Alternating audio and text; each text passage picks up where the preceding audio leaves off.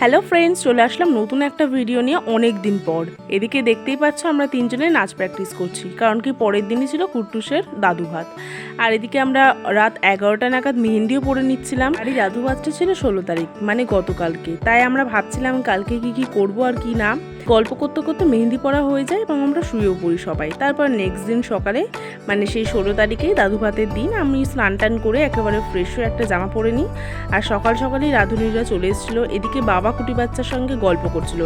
এবার না দিদিরা আসতে পারেনি, কারণ দিদির শ্বশুর মানে মেশোর শরীরটা একটু খারাপ ছিল, আর সেদিন ছিল ওদের বাড়িতে একটা পুজো। তারপর সবাই মিলে আমরা জলখাবারও খেয়ে নিই। এখানে ছিল লুচি আর ছোলার ডাল। আর খেয়ে নিয়ে আমি চলে আসি একটু বাইরে, এদিকটা ফুল দিয়ে তখন সাজানো হচ্ছিলো, সেটা ভিডিও করার জন্য। তারপর আমরা সব বোনেরা মিলে চলে যাই সাজতে, কারণ সব লোকজন চলে আসলে তখন সাজাগোজাই হবে না। এই শাড়িটা আমার নতুন, এটাই আমি পরে ফেলি। আর এই ঘরে চলে আসি, তখন দেখি কুট্টুসকে রেডি করানো হচ্ছে। আর আমরা সব বোনেরা মিলে ভেবেছিলাম মাথায় একটু ফুল লাগাবো, সেই মতো আমি মাম্পিকেও একটু মাথায় ফুল লাগিয়ে দিলাম, আর আমি নিজেও লাগিয়ে নিয়েছিলাম। আর এইদিকে দেখো, আমি তো বারবার আয়নায় নিজেকে দেখছিলাম, আমার তো খুব ভালো লাগছে। তোমরা জানিও আমাকে কেমন লাগছে। তারপর মাঝে চলে গেছিলো কারেন্ট, সেই মতে একটু দেরি হয়ে গেছিলো সব কিছু। সে যাই হোক, কুট্টুসকে একটু সাজিয়ে গুছিয়ে নিয়ে এখানে ফটোশ্যুট করা হচ্ছিলো। তারপরে আবার তার ড্রেস চেঞ্জ করে তিন দাদু মিলে ওকে খাইয়ে দেয় দুধ ভাত। আর এদিকে ওর মাসি ওকে খাইয়ে দিয়েছে, আমরা দুজনেও খাইয়েছি, মানে আমি 3 মাসে মিলেই খাইয়েছি, কিন্তু সেই ক্লিপিংসগুলো আমার ফোনে আর নেই। সে যাই হোক, সব শেষে অ্যাটলিস্ট ওই 5টার সময় আমি আর পিউদি মিলে খেতে বসি।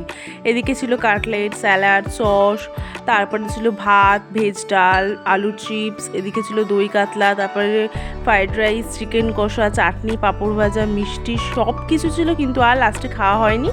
এদিকে চলে আসি আমরা নাচানাচি করতে। আমরা আর কিছু পারি চাই না পারি, নাচানাচিটা খুব ভালোভাবেই করতে পারি, কিন্তু দিদিকে এবার বড্ড মিস করেছি। সবাই বারবার বলছিল দিদির কথা।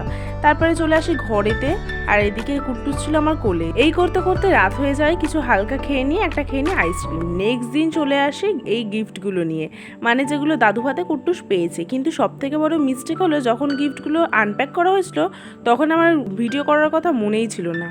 যাই হোক, আর কি করা যাবে, ভুল যখন হয়ে গেছে। যাই হোক, আমি বলে দিচ্ছি এই টেডিটাও ও পেয়েছে ওর গিফটে।